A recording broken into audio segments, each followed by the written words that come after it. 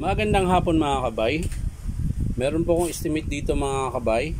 DWE 6411 finishing sander. Ayan, tanggal na po yung sticker. Ayan.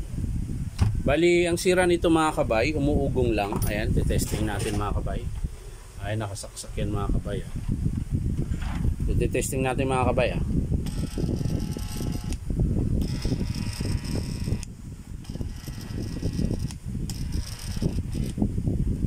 So yan lang po ang tunog niya mga kabay, ugong lang. So titingnan natin mga kabay. Tara, samahan nyo po ako. So ayan mga kabay, bubuksan na po natin. Tinanggal ko na po yung screw. Ayan. Natanggalin din natin ito mga kabay. Ayan. Yun. So ayan mga kabay, papaandar rin natin ito mga kabay. Para malaman din natin kung walang defect yung armature. Yan.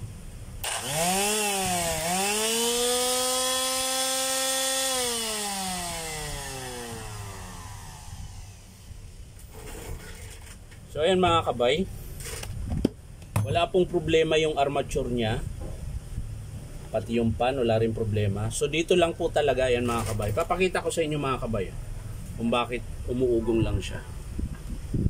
Ayan po. Una, yung bearing po sira. Ayan, tingnan nyo po.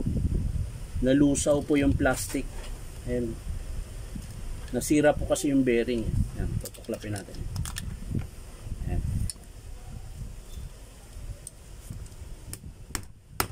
Sana hindi na. Hindi na makalas. Tsaka tingnan nyo po mga kabay. Basag din po yung plating niya. Ayan o. Ang dami o. Ayan. Nagka-crack po. Ayan. 1, 2, 3, 4, 5, 6, 7. Ayan. Dahil sa bearing, nung nasira na yung bearing, hindi na siya naikot.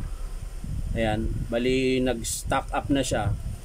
Pati yung plating niya, nalusaw na rin. Kaya hindi na siya naikot yung bearing. Ayan o. Para siyang na-epoxy. Ayan.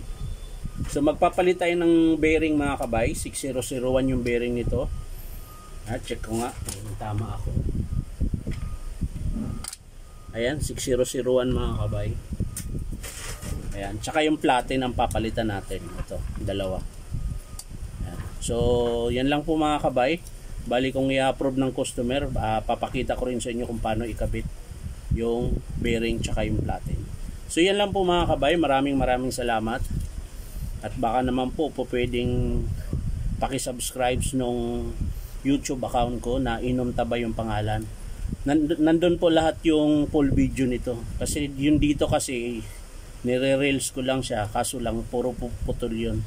Hindi po buo. So sa YouTube channel ko po nandun po yung buong full video ko sa mga ganitong ginagawa.